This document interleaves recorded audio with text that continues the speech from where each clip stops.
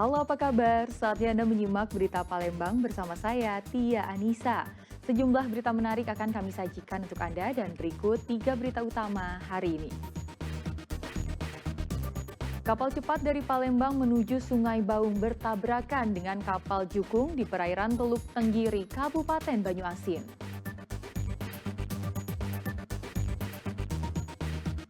Petugas Satpol PP Kabupaten Ogan Komering Ilir mendatangi gedung DPRD Kabupaten Oki. Mereka mengadukan proses rekrutmen penerimaan pegawai.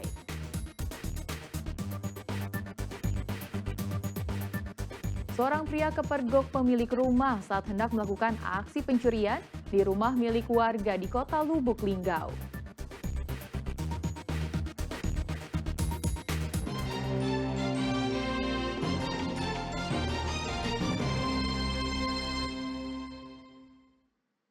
Kita ke informasi pertama. Kapal cepat dari Palembang menuju Sungai Baung bertabrakan dengan kapal Jukung di perairan Teluk Tenggiri Kabupaten Banyuasin. Satu warga negara asing tewas dalam insiden ini.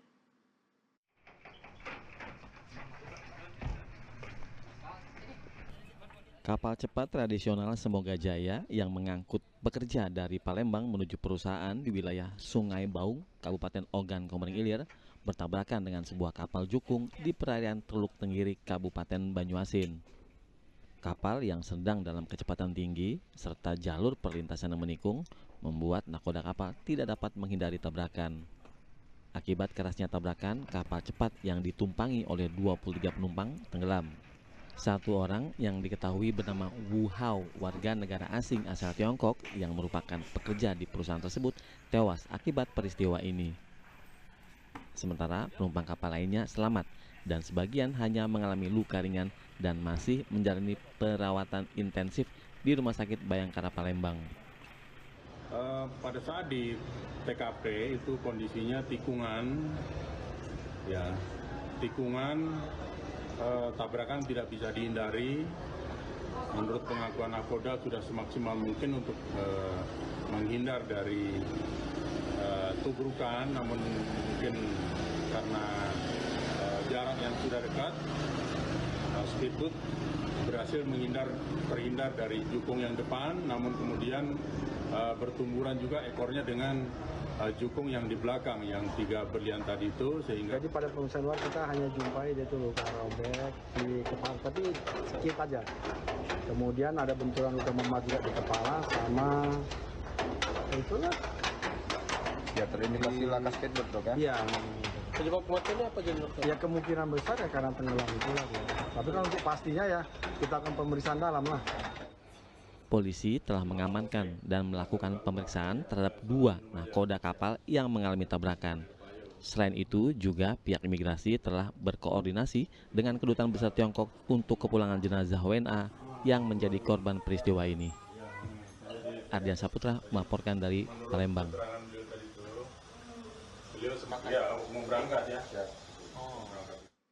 Petugas Satpol PP Kabupaten Ogan Komering Ilir mendatangi gedung DPRD Kabupaten Oki. Mereka mengadukan proses rekrutmen penerimaan pegawai yang dilakukan dianggap tidak adil karena tidak memprioritaskan tenaga honorer.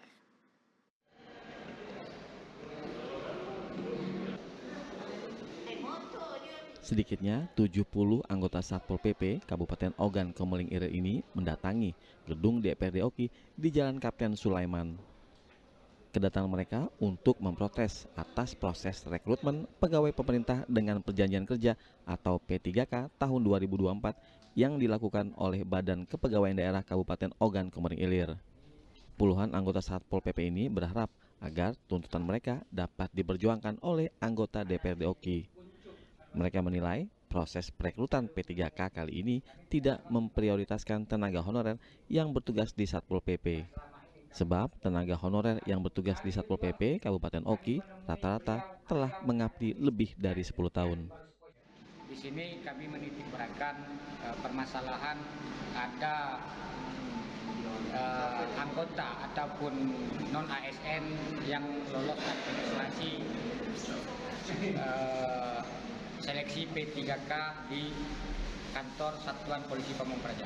Karena kami di sini berharap anggota THK 2 yang di luar daripada Satuan Polisi Pamung Praja tetap diakomodir. Tapi kami serahkan kepada beliau-beliau sebagai penanggung jawab Panselda terutama. Setelah melakukan pertemuan dengan anggota Komisi 1 DPRD Oki dan petugas Badan Kepegawaian Daerah Kabupaten Ogan Komering Ilir, pihak BKD Kabupaten Oki berjanji akan memprioritaskan tenaga honorer Satpol PP Kabupaten Oki dalam proses rekrutmen P3K di tahun 2025 mendatang. Dedi Irwansyah melaporkan dari Ogan Komering Ilir.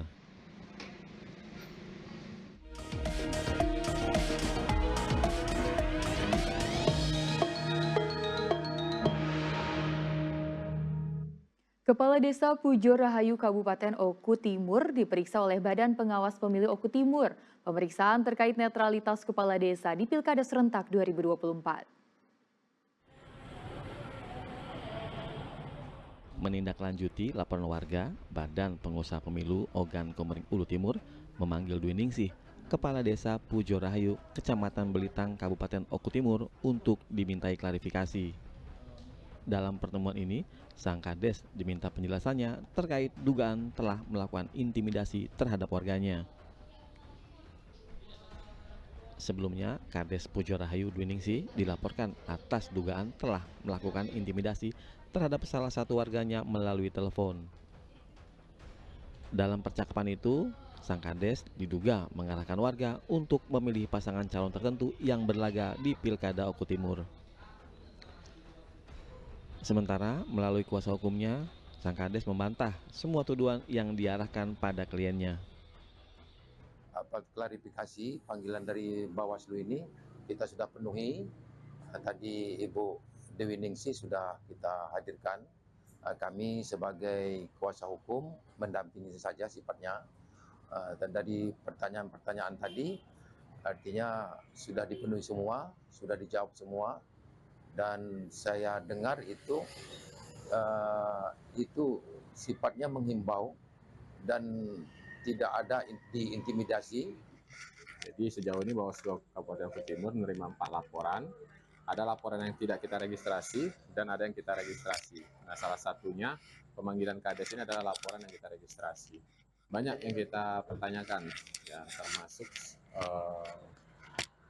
keberadaan beliau, termasuk keterangan pelapor, termasuk barang bukti yang disampaikan. Usai dimintai klarifikasi, Bawaslu Oku Timur akan mengkaji keterangan yang didapat untuk menentukan tindakan selanjutnya. Jika dalam pemeriksaan ini ditemukan pelanggaran, sanksi pun akan diberikan kepada yang bersangkutan, mulai dari teguran disiplin hingga terberat berupa pemecatan atau pidana. Dedi Irwansyah melaporkan dari Ogan Komering Ulu Timur. Panitia Pengawas Kecamatan Pemulutan Selatan Kabupaten Ogan Ilir mengajak partisipasi masyarakat dalam pengawasan Pilkada Serentak tahun 2024. Partisipasi masyarakat sangatlah penting untuk menciptakan pilkada yang berintegritas.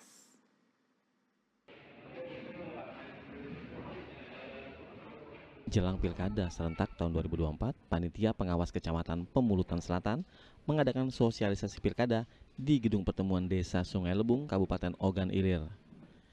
Ini untuk mengajak partisipasi masyarakat dalam melakukan pengawasan terhadap pelaksanaan Pilkada Serentak tahun ini. Kegiatan sosialisasi ini diikuti oleh sejumlah perwakilan masyarakat dari 15 desa yang tersebar di Kecamatan Pemulutan Selatan. Sosialisasi kali ini menghadirkan sejumlah narasumber yang berkompeten seperti dari akademisi dan mantan komisioner KPU. Pamwascam Pemulutan Selatan perlu dilibatkan untuk menciptakan pilkada yang berintegritas. Laksanakan kegiatan pengawasan partisipatif dalam kesempatan ini melibatkan seluruh masyarakat perwakilan dari 15 desa di wilayah Kecamatan Pemulutan Selatan. Tujuan kegiatan ini, apapun kegiatan ini agar kiranya semoga saja di pemilihan serentak di tahun 2024 ini secara regulasinya dapat dimanfaatkan ataupun dapat diterima oleh masyarakat sehingga masyarakat dapat mengetahui bagaimana itu alur proses pelaksanaan pengawasan di dalam Pilkada Serentak di tahun 2024 ini. Peran serta masyarakat sangatlah penting untuk mensukseskan gelaran Pilkada Serentak pada 27 November 2024 mendatang. Diharapkan Pilkada dapat berjalan aman dan adil. Dedi Irwansyah melaporkan dari Kabupaten Ogan Ilir.